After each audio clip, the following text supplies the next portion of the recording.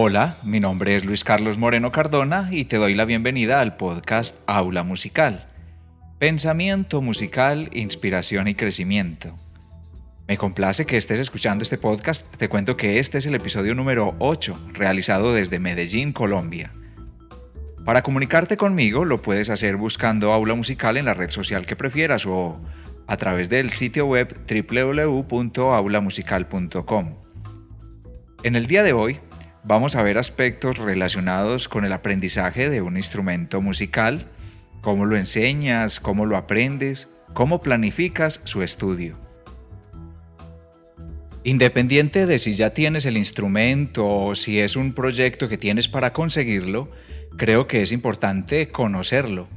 Debemos conocer cuáles son los cuidados preventivos, el mantenimiento que se le debe hacer a ese instrumento, cuáles son los cuidados, las precauciones que se requiere para que se le alargue la vida, conocer desde la parte física, sus mecanismos, cuáles son sus partes más fáciles de abordar en cuanto a sus notas, cómo se produce el sonido en un instrumento. Eso nos va a permitir también abordar con más certeza las exploraciones sobre el sonido natural del instrumento o sobre sonidos alternativos que es tan común incluir en la música contemporánea. Es importante conocer cuáles son las escalas más fáciles, las más intuitivas. Vamos a analizar unos aspectos desde las propiedades del sonido. Entre las propiedades del sonido está, por ejemplo, la propiedad de la duración. Esto de si el sonido es largo o corto. Y en ese sentido, aprovecho para invitar a pensar en una reflexión que es muy importante que si ya sabes cómo se produce el sonido en el instrumento, dediques parte todos los días a hacer notas largas en tu instrumento. Esto permite que se genere estabilidad en el sonido, que se defina y se madura el color que quieres transmitir. Se permite también fortalecer, en el caso de los instrumentos de viento, la emisión, todo lo que sus mecanismos del cuerpo que intervienen en la emisión del aire.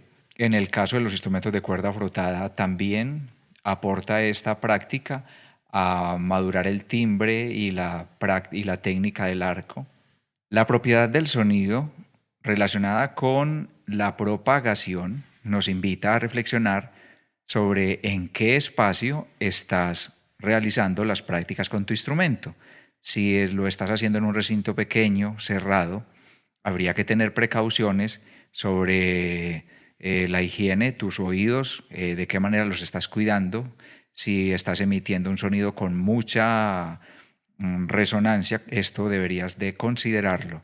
Practicar en espacios abiertos es conveniente esto hacerlo también porque aporta calidad, potencia en el sonido, en el caso de instrumentos de viento, por ejemplo. La propiedad del sonido que está relacionada con la intensidad o amplitud, la que comúnmente llamamos volumen, nos permite invitar a tener en cuenta que es bueno que consideres todas las posibilidades que brinda tu instrumento para explorar sonidos fuertes y sonidos suaves. No está bien que quien interpreta un instrumento esté todo el tiempo interpretando con una misma intensidad, sino que sepa explorar las variables de amplitud que tiene su instrumento, sin importar el registro. La propiedad del sonido que nos habla de la frecuencia o altura es también una oportunidad de reflexionar sobre el registro del instrumento que estás interpretando. A veces las personas se acostumbran a interpretar solo en un determinado registro porque esto está relacionado con el repertorio que están interpretando. Pero muchas veces cuando las obras que vas a interpretar son creadas por otros, arregladas por otros, se pueden estar explorando otras partes del instrumento diferentes a las que estás acostumbrando. Por ello, una buena práctica de entrenamiento y de perfeccionamiento en el instrumento debería incluir todo el registro, al menos todo aquel registro que puedas abordar de manera afinada. Cuando eliges un instrumento musical, también es importante que consideres cuál es el timbre que quieres lograr con tu instrumento. Cuando hablamos de timbre, por ejemplo, si estás interpretando un clarinete, y sí, cualquier persona que te escuche podría saber que estás interpretando un clarinete, pero ¿a qué clase de clarinete quieres sonar? Si quieres sonar a un clarinete de plástico, si quieres sonar a un clarinete de madera, si quieres sonar a un clarinete europeo, a un clarinete de la costa atlántica, ese tipo de variables de estilo, ese tipo de variables de timbres a las que me refiero en ese momento, es importante que las tengas en cuenta. Cuando se está practicando en el instrumento es importante tener en cuenta las variables de velocidad, es decir, si empiezas desde lo lento hacia lo rápido, si empiezas desde pequeños ratos, sesiones cortas y las vas ampliando gradualmente. También es importante reconocer que cada vez que emites un sonido, está sucediendo el inicio del sonido, el durante, ese momento durante el cual está produciéndose la sonoridad y qué sucede cuando el sonido termina. A esos tres momentos hay que prestarles atención. El momento del inicio del sonido se le conoce también como ataque. Muy bueno que te puedas grabar y revisar qué está sucediendo justo en el momento en que inicia el sonido. Si es lo suficientemente limpio, si debes considerar algunas variables en la forma en que estás apoyando tu columna de aire, en la forma en que estás realizando la pulsación, si es algo con los dedos, o en la forma en que estás articulando con la lengua. La permanencia del sonido nos invita entonces a observar la afinación y el timbre, y la forma como termina el sonido está también relacionado con la técnica que tienes en el instrumento y también con la forma como manejas tu columna de aire en el caso de los instrumentos de viento. Vamos a reflexionar sobre este tema, que es estudiar un instrumento musical desde el punto de vista de los componentes de la música. Por ejemplo, en el ritmo. ¿Cómo te va con el ritmo? Y esto lo puedes reflexionar incluso antes de conseguirte un instrumento musical. Y cuando ya lo tienes, es algo para seguirlo trabajando. El ritmo se refiere a la forma como tú te logras sostener de una manera constante a través del tiempo. El ritmo también es una reflexión en el caso de la habilidad que tengas para leer partituras.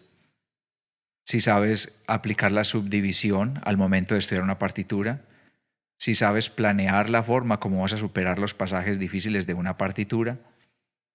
El aspecto de la armonía.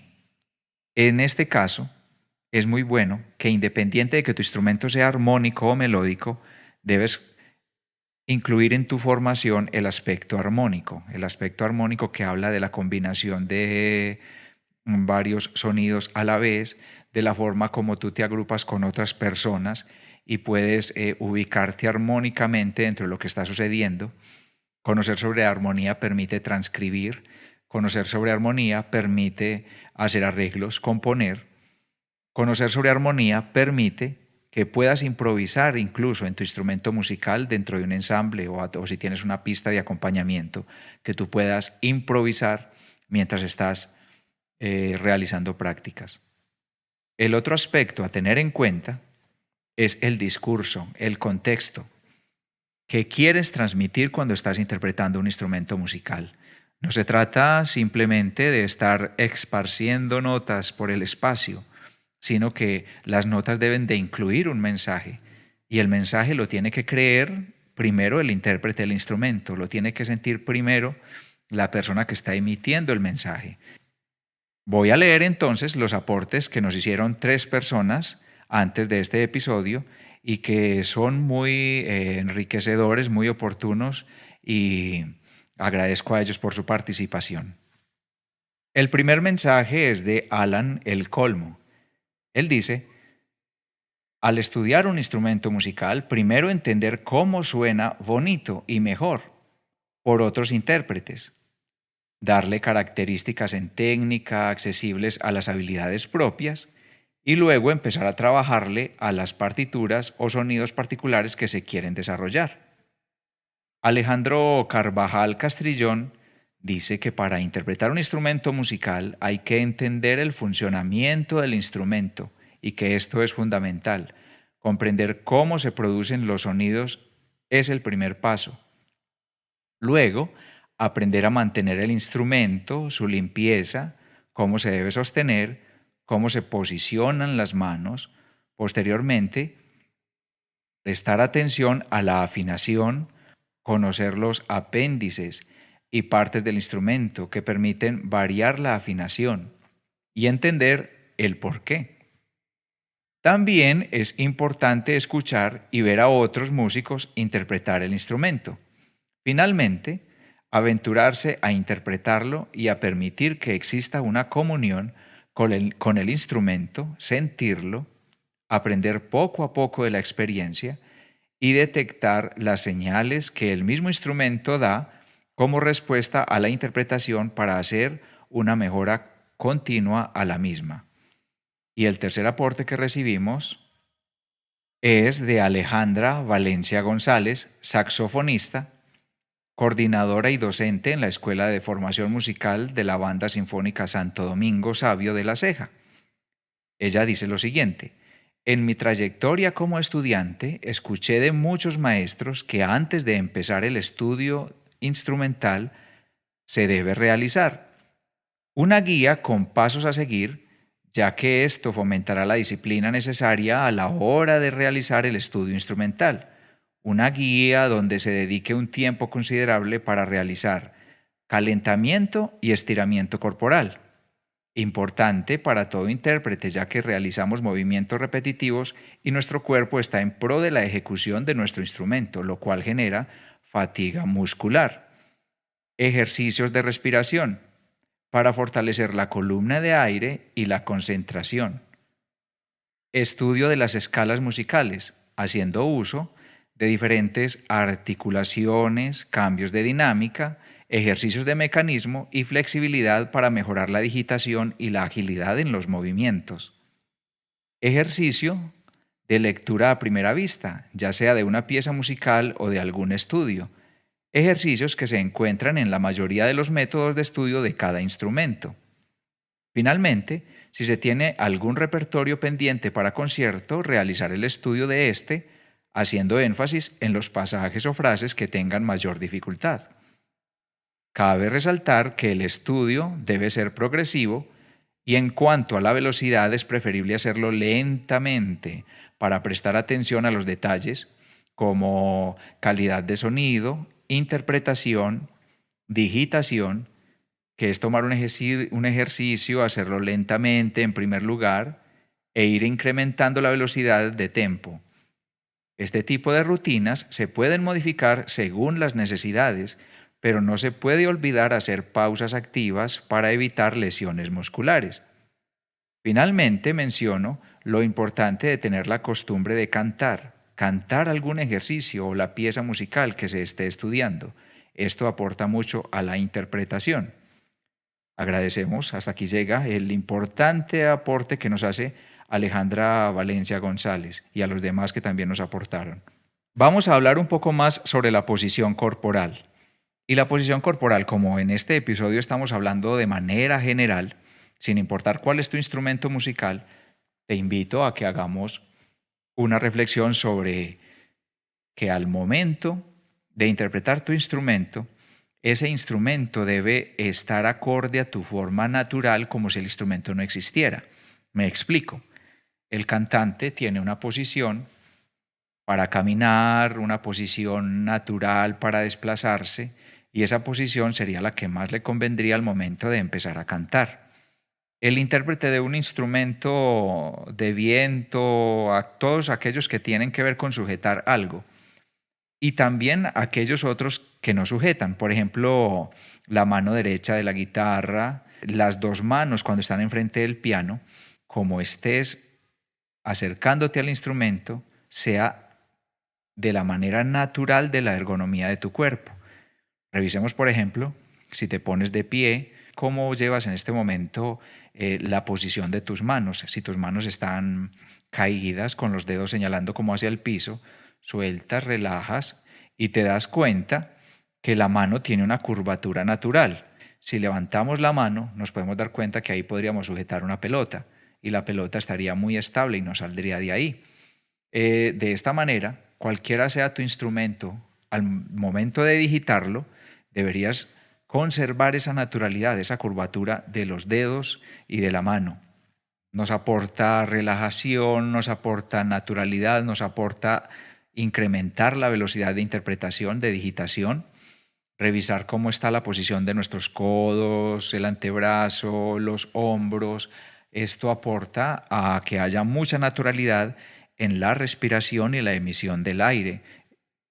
Si ya tienes el instrumento, si entras en acción, vamos a mirar que también se debe considerar si el estudio de tu instrumento hace parte de tu autoestudio o si es de la asesoría que has recibido también de otras personas.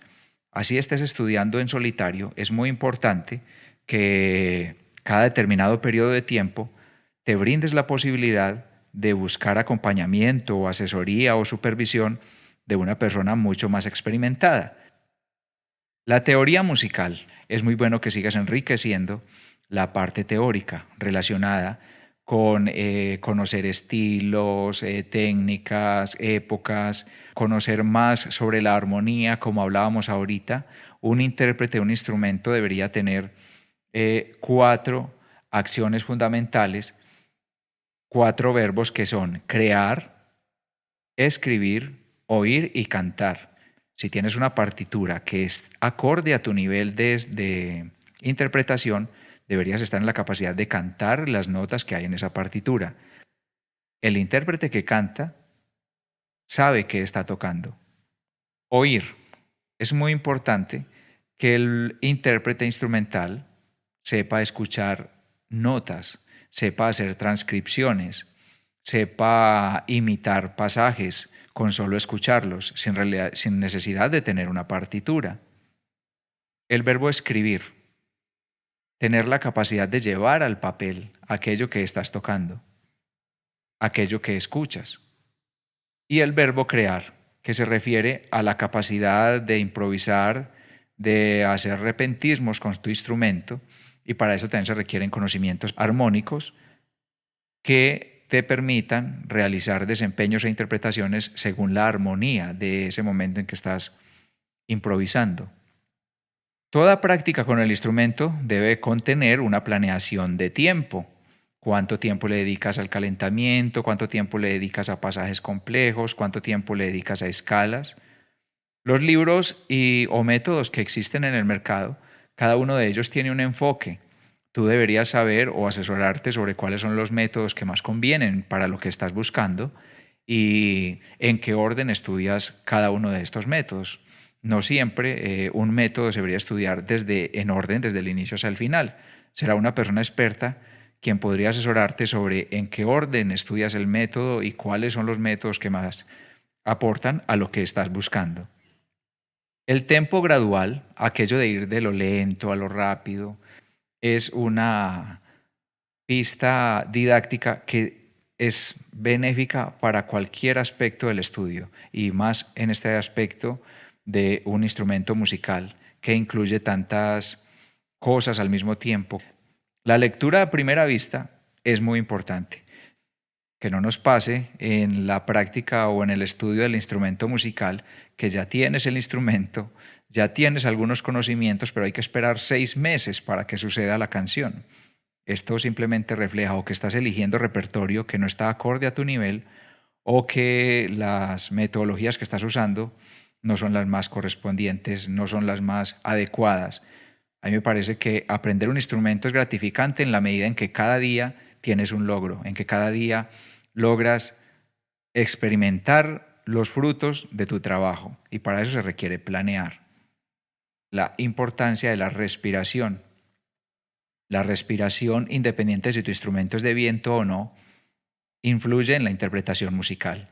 Por eso profundizar sobre cómo se emite mejor el chorro de aire, cómo se apoya mejor el aire, cómo se genera mejor estabilidad y mejor intensidad en el sonido, todo esto aporta a la calidad del intérprete. Y finalmente vamos a hablar de aquello que tiene que ver con que si el aprendizaje de tu instrumento es para desempeñarte como solista, tienes unos retos muy grandes y es que tú solo debes representar todos los componentes de la música, todos los componentes de estilo, el género, el carácter, la emotividad recaen sobre un solista.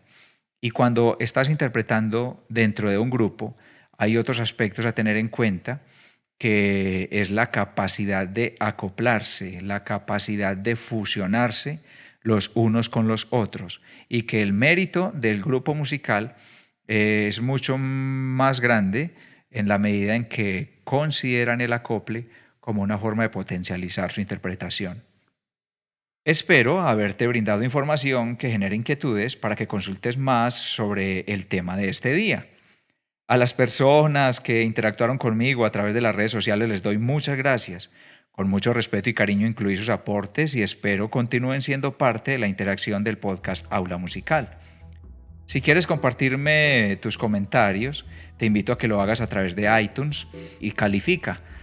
También a aquellas personas que han descargado la aplicación Castbox, allí también hay una opción de comentar, también en SoundCloud, en Blogger, en iVoox y cualquier aplicación que ya hayas instalado para que puedas descargar tu episodio, escucharlo sin estar conectado, sin consumo de datos, o en la página aulamusical.com. Cada mensaje resulta ser muy importante. También estoy atento en mis redes sociales donde me encuentras como Aula Musical, en Instagram, Telegram, Facebook, Twitter y YouTube. Mi nombre es Luis Carlos Moreno, estamos pendientes de seguirnos encontrando en el próximo episodio y recuerda que el contenido de este día también está publicado de manera textual en www.aulamusical.com/estudiar un instrumento musical.